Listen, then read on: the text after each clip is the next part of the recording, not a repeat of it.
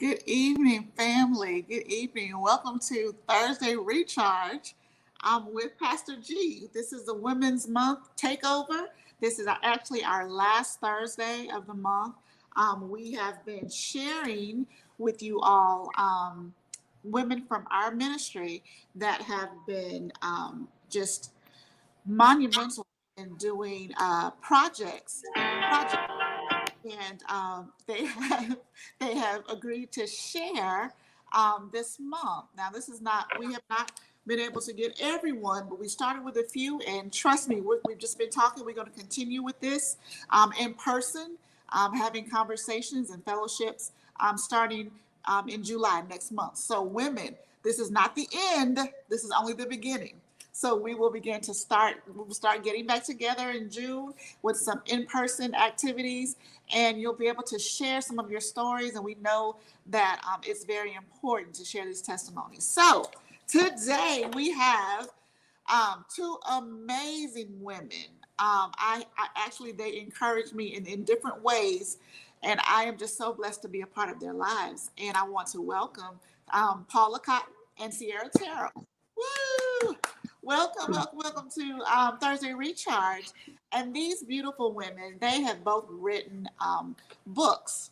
And today they have chosen the book that they're going to discuss and talk about and share with us. And I'm going to start with Sierra. Sierra, you've written a book entitled Healing After Heartbreak. Healing, that title alone is a grabber. I mean, it's one that makes you pay attention. So tell us a little bit about that project. So, Healing After Heartbreak, I wrote this a few years ago, and it was pretty much after a night that I was just scrolling on Facebook. It was slow at work, and I didn't have too much to do, so I was just scrolling on Facebook, and I just was running into back-to-back statuses from women who were like, it was just a lot of bitter statuses that were talking about them being damaged or hurt by people. It was just a lot of like heartbreaking statuses. And I was just asking God, I was like, God, what can I do about this? Because it's just a lot of this going on in all generations. But of course, mostly I saw it with my generation of women. And I just felt led by God to write a book. I wasn't trying to write a book. I wasn't seeking to write a book. It just happened from just seeing the pain of other people that I felt inspired to write it. And in this book is 5 practical steps or methods that women can use and that I've used myself and that, I use throughout life because living in this imperfect world, we're going to have heartbreak, right? It's pretty like transactional, I guess to say, but it happens, whether it's in family or relationships, professionally, wherever or however it occurs. So I wanted to give 5 practical steps for women to use to walking through first, realizing and being honest about being broken and bitter, because a lot of times we don't want to accept it. We think we're fine, and because we getting up going to work or we're making money or we look good, that we're not hurting and we don't have issues. So first realizing it, hold up, y'all, let me refer to my book. It's been a little minute. reflecting on it. So reflecting on what got you to this point of heartbreak, what got you to this point of pain and anger and bitterness, and then responsibility. And this is a big chapter for me because a lot of times we like to blame our pain and our issues on other people. And I had to realize in my own life, like I was pointing the finger at a lot of people, but I had 3 more fingers pointing at me because I made a lot of these poor decisions and poor choices that put me in these predicaments. So, taking some of that responsibility for how your life has progressed. And then forgiveness, I talk about forgiving others, but also forgiving yourself for some of the choices that you made and some of the situations that you put yourself into.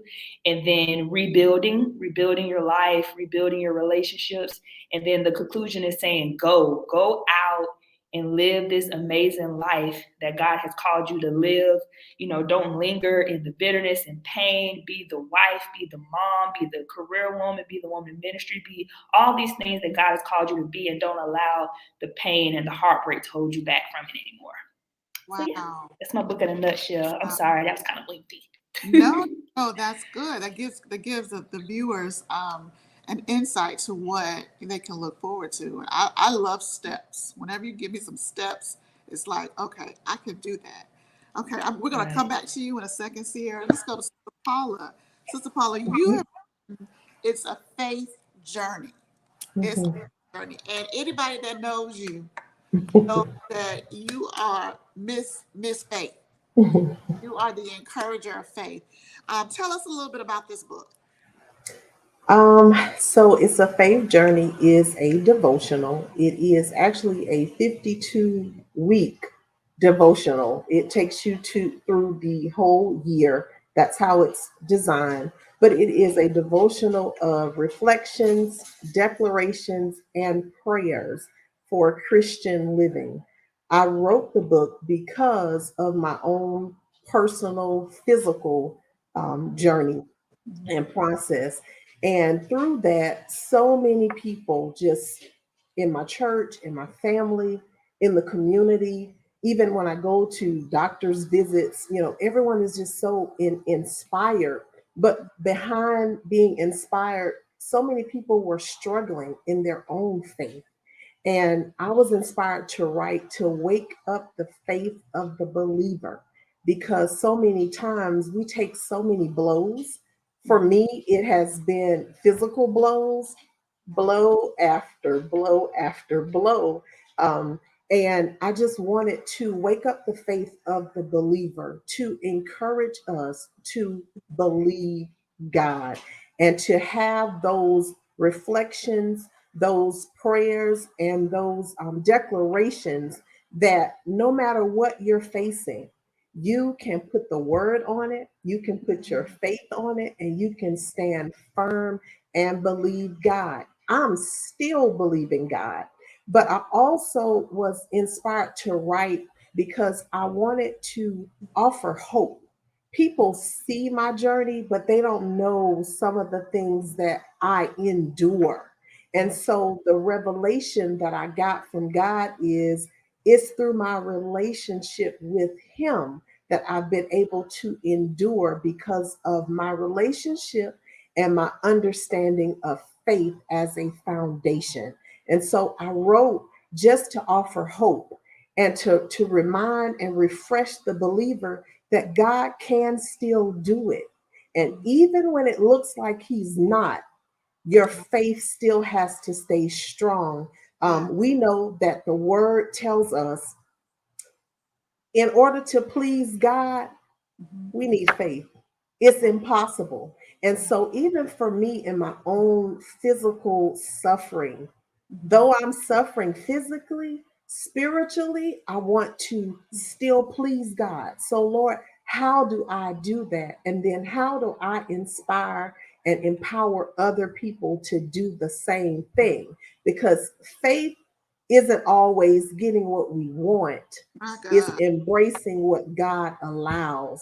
And you got to embrace this thing as a journey because it's a lifestyle. It's not just for a moment, it's not situational, it is not circumstantial. It is a lifestyle. And when you embrace it as that, you can survive anything, you can face anything, and you ultimately continue to believe God. So that's why I wrote it. And it is filled with daily declarations, weekly reflections, and reflecting on changing your mindset about how you believe, because it's all in the way that you think about a thing. Even when that thing you feel like you're drowning in a thing, when you got a word to put on it, you can stand firm in faith. So that's what It's a Faith Journey is about. It's a declaration, and it's not just words for me. It is my life, and I Yeah. wanted to inspire others to embrace it as a lifestyle. Yes. Oh, that's so good. That's so good. So both of these projects were written to help people. Mhm. It's with others, others in mind. It's really that altruistic type of thinking where you're not selfish. You're not thinking about your own problems or your own Mhm. issues or your own suffering. Mhm. You're trying in your journey where you're Mhm. trying to to continue to please God. You're trying to show others how to do Mhm. the same. That's the same Mhm. thing with Sierra. With this Mhm. book, it was where God said, "Okay, help the people." Basically, this bitterness. How many of you? I mean, how many people know how being bitter and unforgiving, how that blocks your blessings? Mhm. When you're bitter with about what you're going through, Paula, Mhm. nobody would have blamed you for being bitter or being, angry because of your physical situation. Mhm. But you chose to not even look at that and to Mhm. believe God for better and show Mhm. other people how to do the same. Mhm. That is just amazing. I want to encourage anybody out there. These two books here will bless your whole soul. And Mhm. I'm just grateful just to know y'all. I am. I think you've kind of answered my Absolutely. next question, like, it was like what inspired you to do it. That was kind of in your first answer.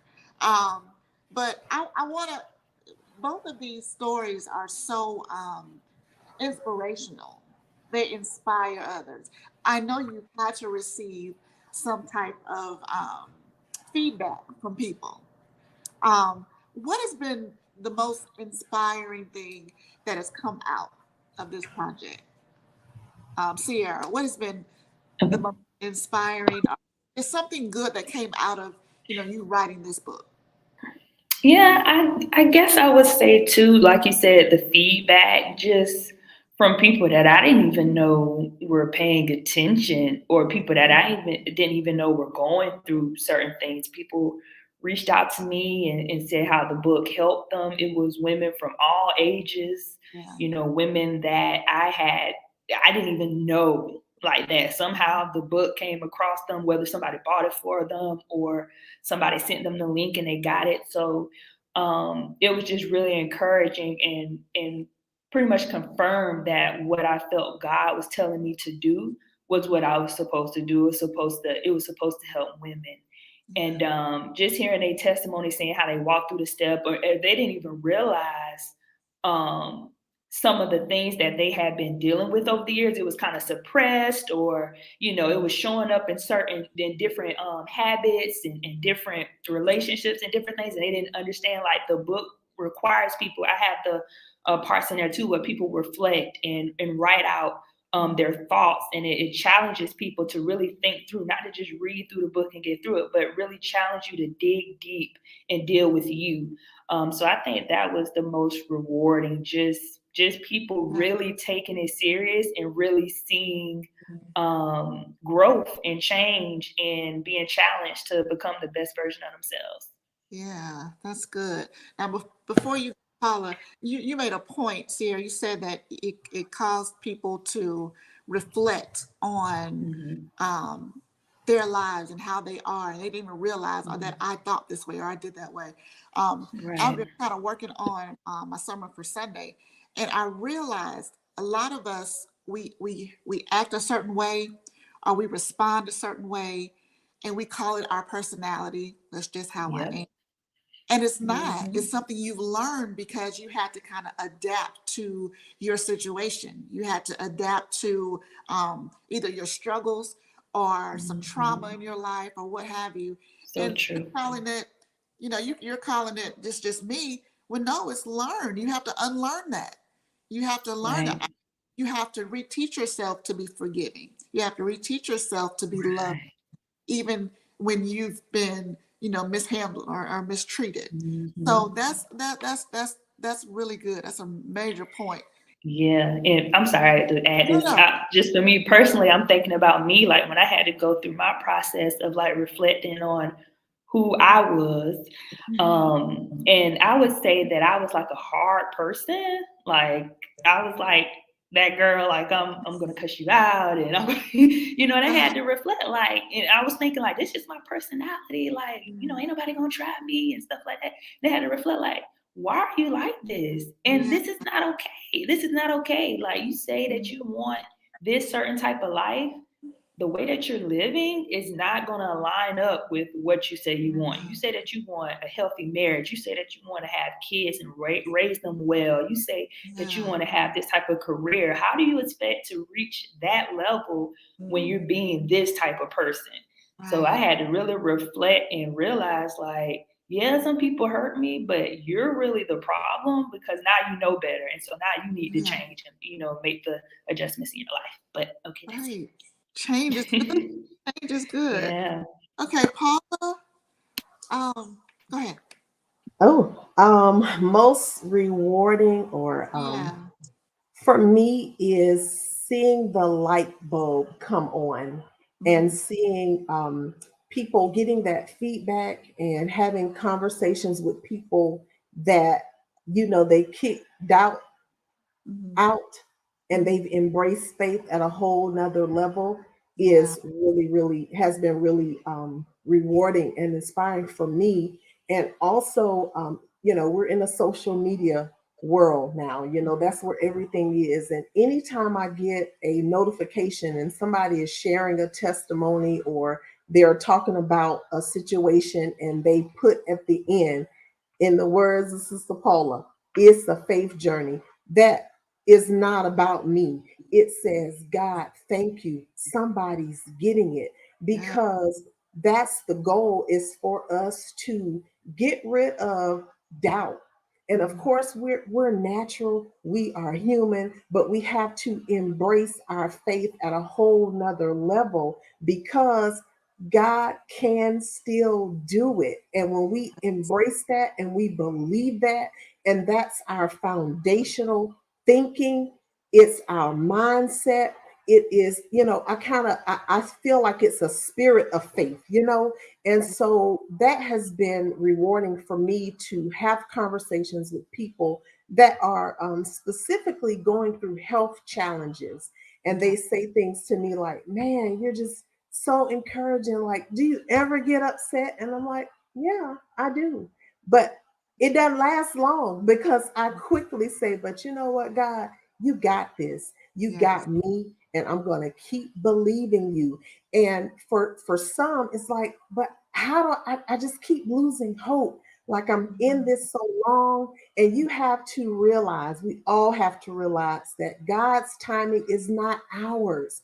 But if you can develop the kind of faith that allows you to endure, still believing, when he does do it, you're going to shout. And if he doesn't do it, you'll still shout, because you wake up every day believing that he can, because you have a revelation of who he is. So his nature is to do it, but his will may be for you to endure, but you still believe it because you know who he is. So that's what's most rewarding for me, is to see people getting it, to see the light being turned on, and that I really can trust God. And it's not just about trusting him for results, it's just trusting him to live. We need to be able to believe him every single day. In my case, if I didn't believe God, I couldn't do the things that he allows me to still do while I'm enduring. It takes faith for him to do what he's doing through me while I'm still dealing with all of the things that come along with my health journey. But if I didn't believe, I would be somewhere in a corner. But because I do believe and I have faith, I can do all things. Even if I'm limping, I can still do all things because I believe. So that's what's rewarding for me, to see other people getting it. Yeah, that's really good. That's really good. And I don't know why some people feel like once you become a Christian, that everything is hunky dory. And it's not. And it's not. And it's building our faith. And we deal with certain things that's going to build our faith. That's going to And strengthen the word tells us that. And the word tells us Consider yourselves fortunate. Yes. So you know what? I wake up every day, some days not feeling the best, some days not the strongest, some days in a whole lot of pain. But you know what? I have to say, girl, you are fortunate. This Yes. count it all joy. But Joy. if my faith wasn't where it is, I couldn't even have that conversation Yeah. because my revelation of who God is says he can do it. That's Mm. all I need. So That's, every day, I'm fortunate. yes. Hurting, I'm fortunate. I've Yeah. been in hospitals, I've been in operating rooms, Okay. fortunate, and Yeah. he's brought me through. And it has taken faith to hear diagnoses, conditions, and still believe. Yes. It's faith. It's a journey. And even in the book cover, it's different colors. It's a whole lot of different colors. And the Lord showed me that's our journey. Yeah. Some days it can get real dark. Other days it can be real bright, but it's a journey. And Yeah. you embrace your faith to trust him no matter what the day looks like.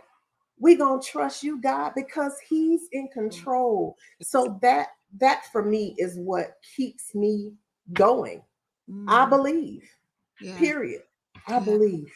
You helping me. You helping me today. Oh my goodness. Preaching. Yes, Yeah. ma'am. Yeah. This has been a rough week for me, for my family. And this, you are helping me. Trust him. Whether it's dark, Trust. right. Mhm. Trust him. Ooh, okay. Trying to keep it together here. Seer, mentioned how you were at a point where you were living contrary to what you were desiring, what you were wanting, what you were expecting.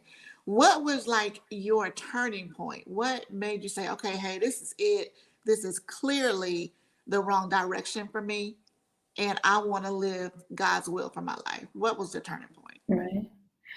Um, I think it got to a place where I was like, I didn't have any other choice. Like I was like backed into a corner type thing. And when I talk to people about changing and really like growing in a relationship with God and surrendering their life, I try to tell them like, try to avoid getting to a place where you're like rock bottom. Like Yeah. I have to choose God now.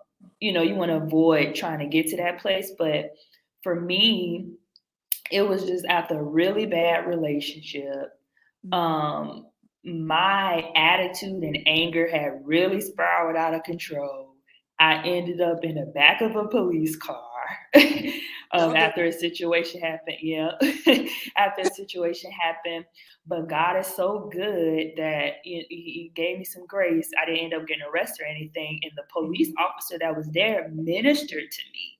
Wow. Like, like talking to me about Jesus, all this stuff. Cause I think I was in the back of the police car. I'm like, God, if you get me out of this, I'll change for real this time. I'll change for real. And so he started, talking to me about Jesus. And I was like, okay, God, I feel like this is you talking to me. I got to take this serious. So after that, I just did like everything else I had tried in the world, relationships, partying, drinking, getting an education from a grade school, wearing the cutest clothes, having my hair a certain way, doing everything that we see on social media or in society, doing all those things and still feeling empty, still feeling unfulfilled, still feeling unhappy, still feeling angry and just lost. Like my life was just not where it needed to be.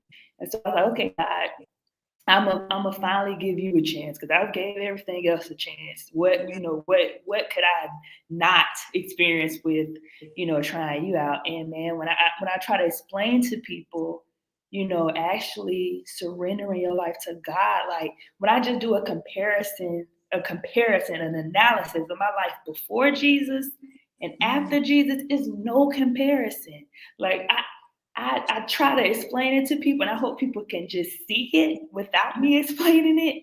But the way God has just blessed me, and not even external things, just inwardly, the peace and the joy and the happiness. Like even when I first gave my life to Jesus, I was still at the same job, making the same money, still single, still had things that I didn't like before still going on.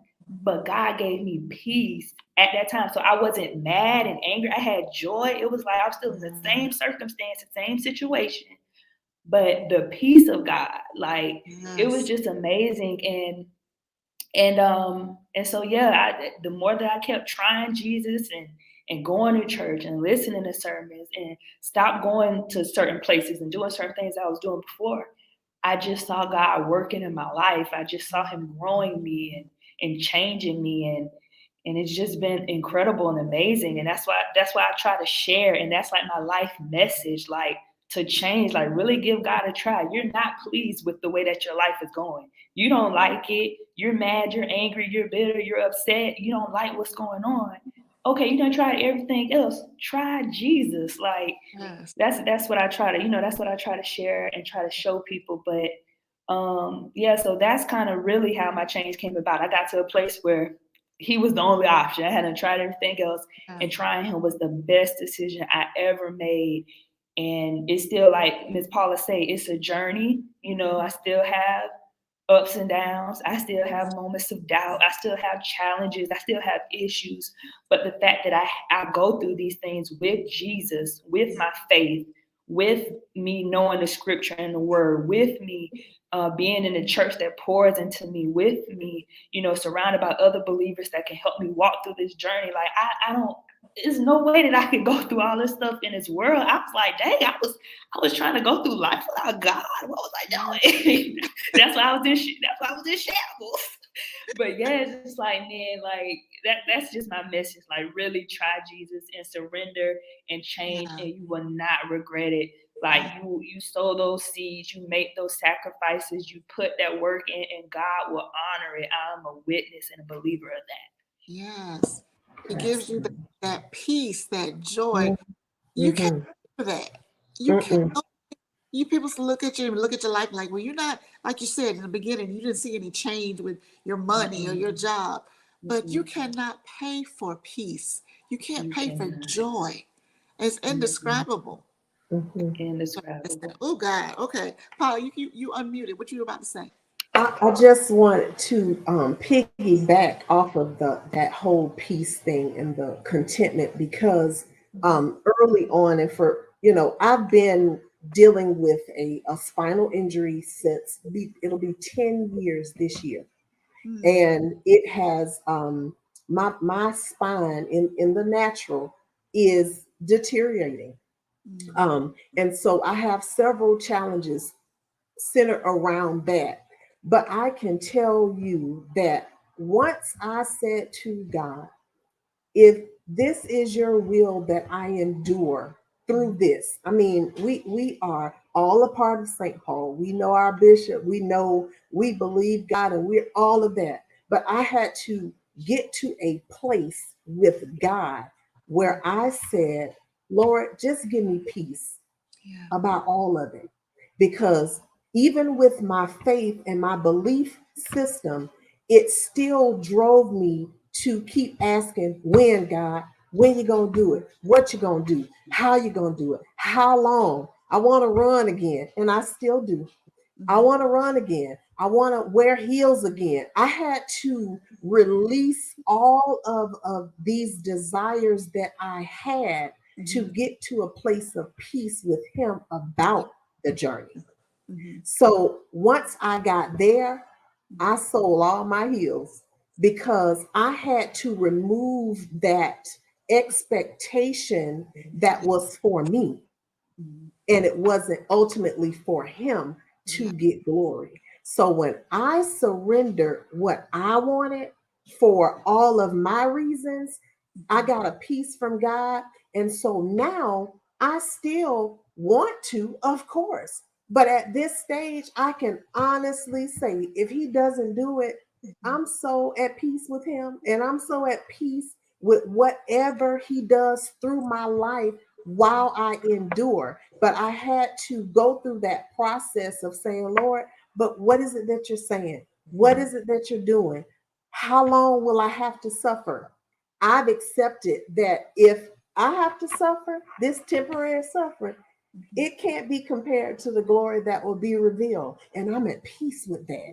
But it takes you going through a process to embrace what God allows. And so when you said that peace portion, it gave me chills because I know I can relate to the time in my journey where I was antsy.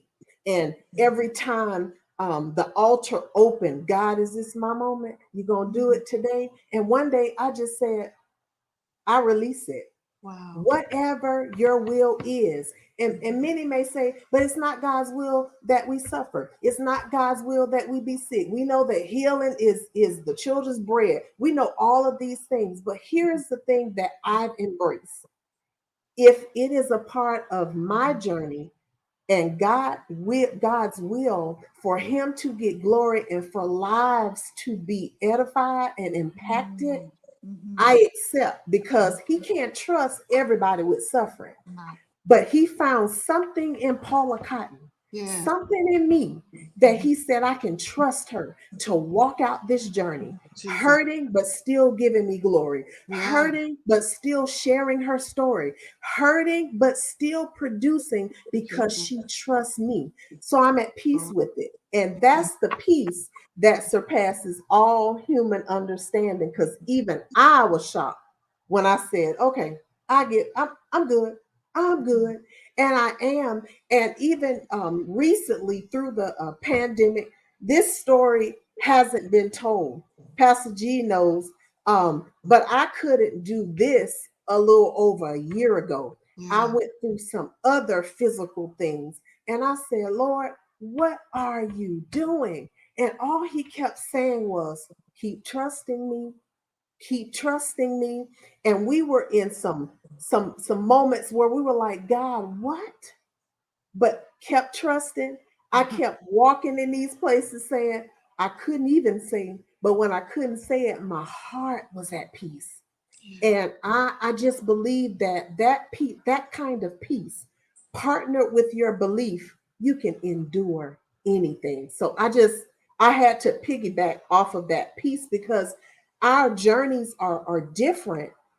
But we both kind of got to that same place where we got a peace with God, where nothing was changing for you, just like nothing was changing for me, but we had a peace. And then God starts doing all of these amazing things.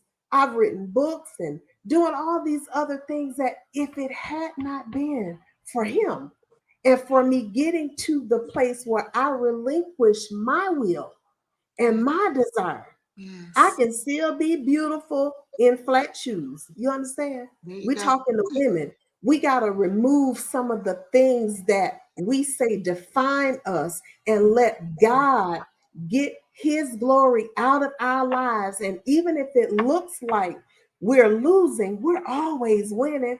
I may be limping, but I'm going to be cute limping. You got to change the way you see a thing, because God is always doing something greater than what you see and what you're enduring. So I had to speak on that piece. Yes, Lord. That's good stuff. That's good stuff. So good. So good. God be the glory.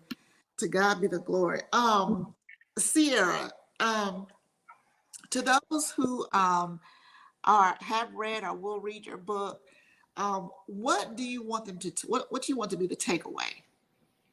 We've said some very important, some very inspiring Yeah. things tonight, but is there anything that you would want them to take away from reading your book? Yeah.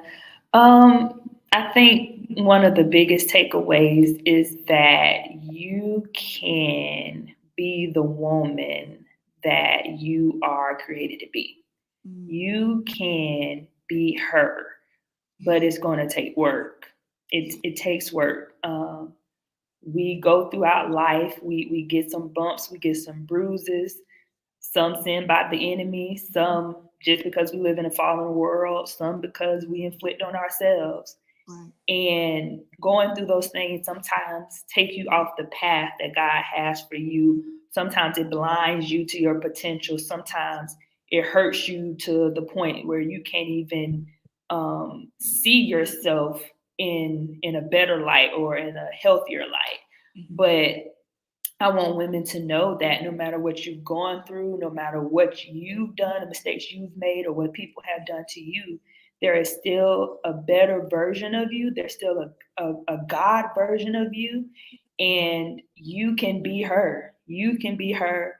You looking at women over here, Pastor G, Miss Paula, you looking at women who have endured some excruciating things, and they are testimonies that you can come out on the other side of it and be that woman that you desire to be, whether it's a healthy wife, an incredible mother, a woman in ministry, a career woman, or you just want to be happy single, whatever it is that you want to be, that God has given you a vision to be, and the desire in your heart to be, you can be that woman. You just have to put that work in. You just have to put the work in. You have to forgive. You have to rebuild. You have to forgive yourself. You have to realize you have to go through these steps, but you can be her. Don't ever think that you can't. Don't think you're too far gone. Don't think you've made too many mistakes, because I've made enough mistakes for about 4 or 5 people. and God has, he has really been good, and his grace and mercy, like it's real. God's grace, his mercy, his favor, the second chances that he'll give you, like God can do it. You just have to believe it. Have the faith, like Ms. Paula was talking about, and put the work in. Yeah, that's good.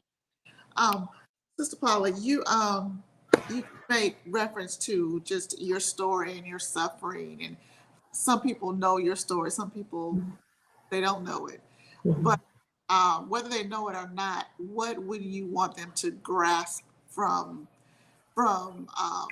looking at you from the outside, looking in, from reading your books, or from seeing all the slogans on your clothing line? What do you want them to grasp the most? Simple. Trust God. To just believe. Don't let the blows that you encounter in your life's journey take a bite out of your hope. Don't let it eat away at that hope, because if you ever lose hope, it's going to be hard for you to believe.